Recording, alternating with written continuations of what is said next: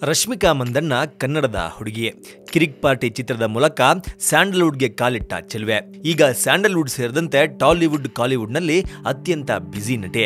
ನಾನು ಎಲ್ಲೇ ಹೋದ್ರೂ ಸ್ಯಾಂಡಲ್ವುಡ್ನ ಅಷ್ಟೇ ಪ್ರೀತಿಯಿಂದ ಕಾಣ್ತೀನಿ ಅಂತ ಲೇಟೆಸ್ಟ್ ಟ್ವೀಟ್ ಮಾಡುವ ಮೂಲಕ ರಶ್ಮಿಕಾ ಮಂದಣ್ಣ ಹೇಳಿಕೊಂಡಿದ್ದಾರೆ. ಸಿನಿಮಾ ಸುದ್ದಿಗೆ ಸಂಬಂಧಪಟ್ಟ ಇಂಗ್ಲಿಷ್ ವೆಬ್ಸೈಟ್ ಒಂದರಲ್ಲಿ ರಶ್ಮಿಕಾ ಬಗ್ಗೆ ಹೀಗೊಂದು ಬರಹ ವರದಿಯಾಗಿದೆ. ತೆಲುಗಿಗೆ ಬಂದ ಮೇಲೆ ಇಲ್ಲೇ ಕನ್ನಡಕ್ಕಿಂತ ಹೆಚ್ಚಿನ ಸಂಭಾವನೆ ಪಡೀತಿದ್ದಾರೆ. ಹೀಗಾಗಿ ಕನ್ನಡದ ಆಫರ್ಗಳ ಮೇಲೆ ಇಂಟ್ರೆಸ್ಟ್ ಇಲ್ಲ. ಆದ್ರಿಂದ ಕನ್ನಡ ಫಿಲ್ಮ್ ಇಂಡಸ್ಟ್ರಿಯ ಹಲವರು ರಶ್ಮಿಕಾಗೆ ತೆಲುಗಿಗೆ ಹೋದ ಮೇಲೆ ತಾನು ಬೆಳೆದ ಸ್ಯಾಂಡಲ್ವುಡ್ ಅನ್ನೇ ಕ್ಯಾರೆ ಅಂತಿಲ್ಲ ಅಂತ ರಶ್ಮಿಕಾ ಮೇಲೆ ಕೋಪಗೊಂಡಿದ್ದಾರೆ ಅಂತ ವರದಿಯಾಗಿದೆ. ಈ ಬರಹವನ್ನ ತನ್ನ ಟ್ವಿಟರ್ ಖಾತೆಯಲ್ಲಿ ಶೇರ್ ಮಾಡಿ ಅದಕ್ಕೆ ಪ್ರತಿಕ್ರಿಯಿಸಿರೋ ರಶ್ಮಿಕಾ ಮಂದಣ್ಣ, ಯಾರು ಇದನ್ನ ನಿಮಗೆ ಹೇಳಿದ್ದೋ? ನನ್ನನ್ನ ತಪ್ಪಾಗಿ ಅರ್ಥ ಮಾಡ್ಕೋಬೇಡಿ. ಆದ್ರೆ ಈ ಬಗ್ಗೆ ನನಗೆ ಕುತೂಹಲವಿದೆ. ನನಗೆ ಉತ್ತರ ಕೊಡಿ. ನಾನೇನು ತಲೆ ಕೆಡಿಸಿಕೊಳ್ಳಲ್ಲ. ಯಾಕಂದ್ರೆ ನೀವು ನನ್ನ ಇಂಡಸ್ಟ್ರಿ ಬಗ್ಗೆ ಬರೆದು ಅವರು ನನ್ನ ಮೇಲೆ ಸಿಟ್ಟಾಗಿದ್ದಾರೆ ಅಂತ ಬರೆಯೋದ್ರಲ್ಲಿ ಯಾವ ಅರ್ಥವೂ ಇಲ್ಲ. ನಾನು ಇದನ್ನ ನಂಬಲ್ಲ. ಇದಕ್ಕೆ ನಂಗೆ ಸಾಕ್ಷಿ ಬೇಕು, ಕೊಡಿ ಕೊಡಿ ಅಂತ ನಗು ನಗುತ್ತಲೇ ಪ್ರತಿಕ್ರಿಯೆಯನ್ನ ನೀಡಿದ್ದಾರೆ.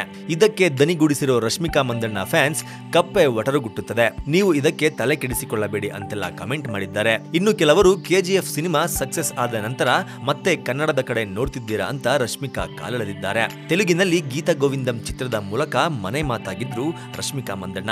ಆದ್ರೆ ಯಾವಾಗ ಈ ಚಿತ್ರದ ಆಡಿಯೋ ಫಂಕ್ಷನ್ ನಲ್ಲಿ ಕನ್ನಡ ಮಾತನಾಡದೆ ತೆಲುಗು ಮಾತನಾಡಿದಾಗ ರಶ್ಮಿಗೆ ವಾಪಸ್ ಕನ್ನಡಕ್ಕೆ ಬರೋದೇ ಬೇಡ ಅಂತ ಸಾಮಾಜಿಕ ಜಾಲತಾಣಗಳಲ್ಲಿ ಕೆಲವರು ಕಿಡಿಕಾರಿದ್ರು. ಆದ್ರೆ ರಶ್ಮಿಕಾ ಚಾಲೆಂಜಿಂಗ್ ಸ್ಟಾರ್ ದರ್ಶನ್ ಜೊತೆ ಯಜಮಾನ ಚಿತ್ರದಲ್ಲಿ ಅಭಿನಯಿಸಿದ್ದು ರಿಲೀಸ್ಗೆ ರೆಡಿಯಾಗಿದೆ.